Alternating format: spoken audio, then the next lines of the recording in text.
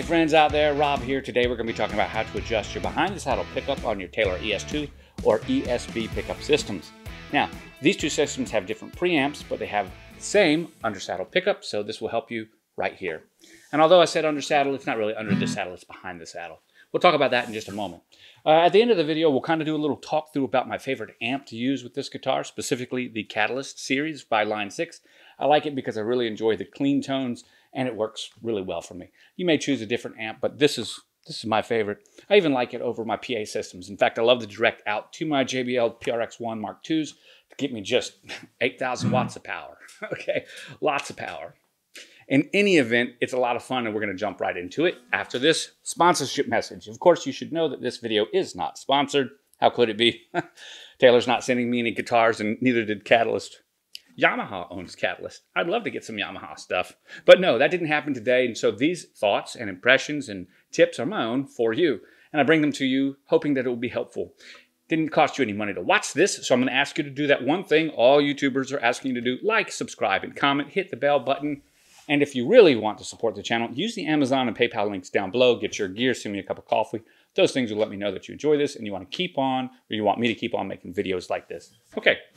Why the need for this kind of a video? Real simple. I see that there's a lot of mystique about the Taylor ES2 pickup system or ESB. People just don't know how to use it, and because of that, it gets some hate. It shouldn't have any hate. In fact, it's one of the most advanced piezoelectric pickup systems that I've seen, specifically with that behind the saddle active pickup. I absolutely love it. We're going to talk about the two-band EQ and how that works. But before we get there, let's actually just talk about how the adjustments works. Taylor Time did a Taylor Time recently where they talked about everything ES2, and they didn't explain the one thing people wanted to watch, 2 hours live stream, and no one showed them how to do this. We take an Allen key, friends. You take an Allen key and you adjust your courses of strings.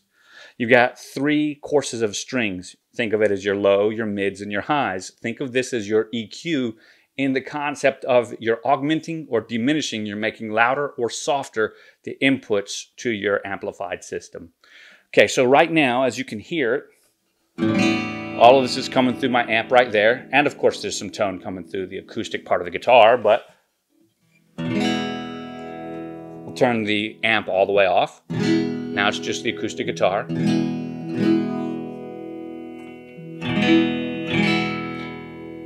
Now, I did turn the amp up quite a bit using my master volume on the guitar, and you should have been able to hear it really well. It's a very natural and neutral sound, and that's because I've got my EQ set to neutral specifically for you.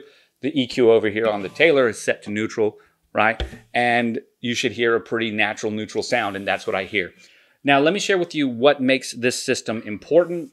If you have an under-saddle pickup, like a Fishman, which those are fine too. I've got guitars with the Sonopone and the preamps or the Presys blends and stuff like that. The pickup sits underneath the saddle. Take a wild guess at what would happen if I did that on one of those guitars. If you didn't know, then you can try it for yourself. Turn the gain up and then hit the top of your bridge, right on top of the saddle right there. And you'd hear a quack. You'd hear this thing. Because Taylor's pickup in the ES2 and the ESB are not underneath the saddle.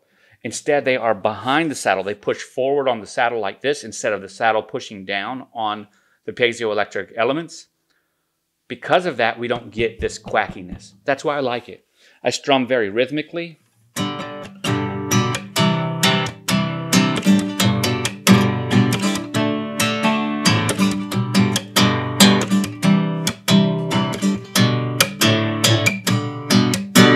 Strum very rhythmically, and a lot of that would pick up quite a bit of quack, quack, quack. You'd hear just that piezoelectric element.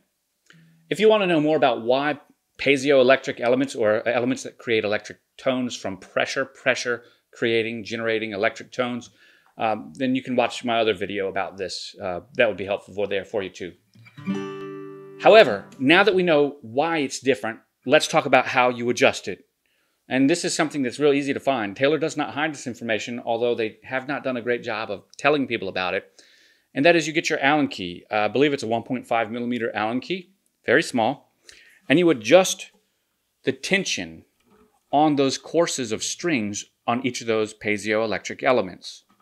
When you tighten the screw, you push the element harder up against the back of the saddle, thereby making transfer of vibrations more relevant, augmented, stronger.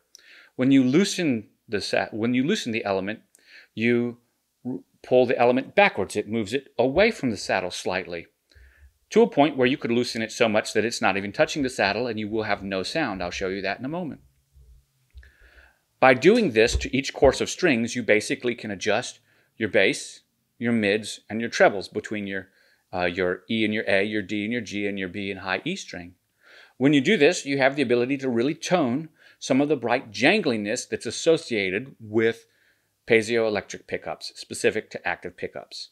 Right now, like I said, everything over here on my Catalyst amp is set to the clean tone, as well as no boost and a flat EQ.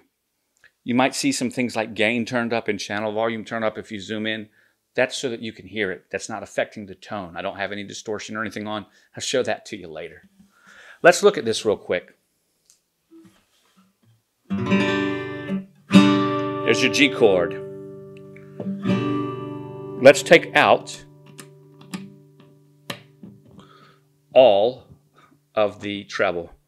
I'm loosening by one complete turn. That is a gigantic adjustment. All we hear now are mids. Treble's gone. Let's take out the mids. Now we may still hear a little bit of mids because remember the saddle does transfer across, but most of them will be gone. Yeah, all I'm hearing is bass. Let's take out the bass now.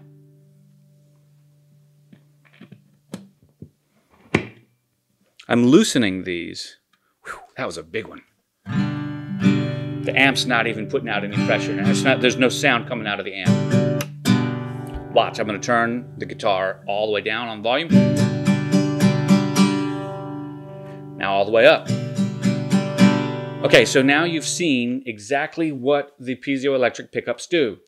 They augment or diminish the amount of sound transfer to the amp. That's their job. Okay, so let's turn it back on, right? So we'll go with our E chord this time. Big, beautiful E. So I'm going to pull that back in. Now you should hear it come in. Yep. And now let's go to our mids.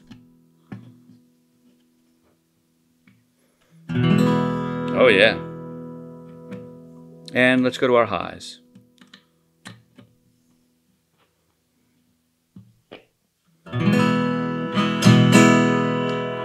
Wow, those highs are really in there. For me, because I do a lot of rhythm guitar to back up my vocals, I don't like a lot of presence on my sound. So presence will be seen in my experience with this EQ or this pickup in the highs. So here it is all the way up.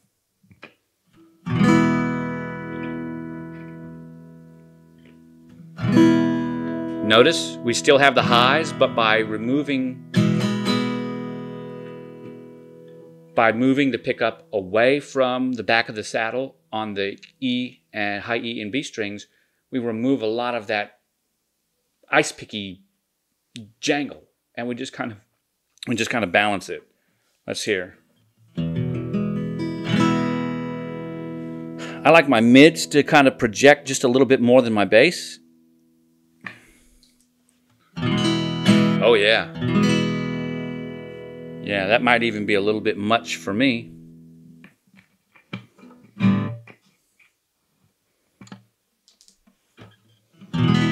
There we go.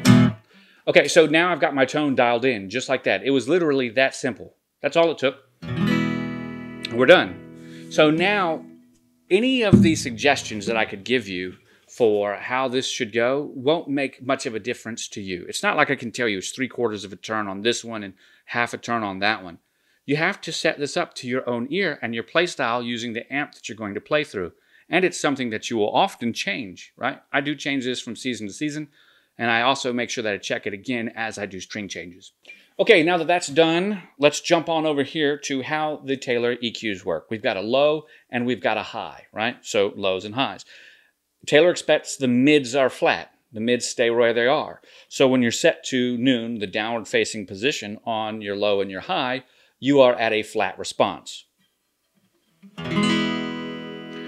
Would you like some more treble? Turn it up. Would you like less treble? Turn it down. Would you like some more bass? Turn it up. Would you like less bass? Turn it down. We're very similar to that right there. So if you want a scooped kind of feel, turn your treble down and your bass up. If you want an inverted kind of feel, turn your treble up and your bass down. And dial in your tone that way. Your volume is going to be used to give you swells if you'd like, but to do your master volume out. That's how we use that EQ. Now for me, I like to keep it scooped, or I guess right in the center, because I want to have it set up over here. So for me, I'm going to bring my bass up a little bit. I'm up about 60, about 3/4. I'm going to bring my presence up, my treble up. I'm going to bring my mids up and my treble down. Good. I can actually bring a few more mids out. I guess I don't have to bring that treble down so much. Yeah, there we go. Yeah, okay. So I think that we're right there. If you want to turn your presence up, go for it.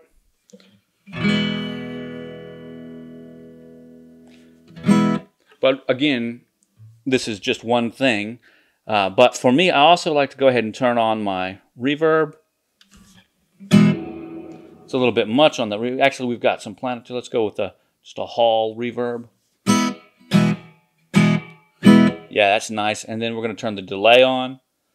I'm going to come over here to my delay. And I'm just going to pick a simple delay. Boom. Now, there's a lot of things you can do to it. Oh, yeah. So we're on it. We might have a little bit too much on the delay. Let's go to tap. Yeah, there we go. And pull it down just a little bit. Yeah, much better. Okay, so now if we were looking at a song.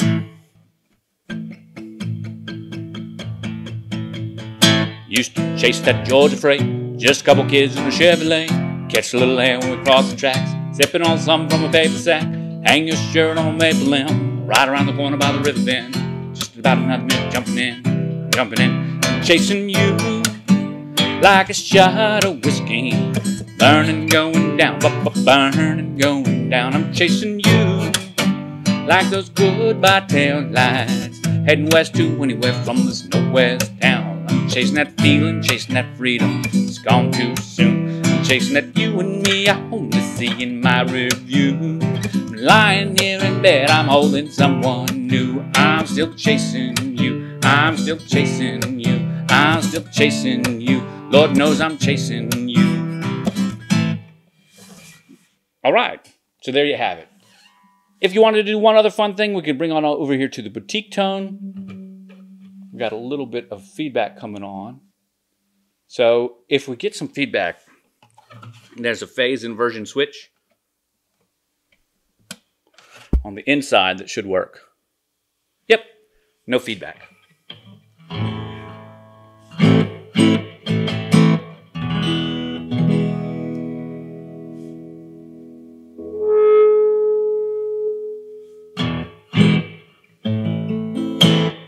Hear a little bit of that breakup.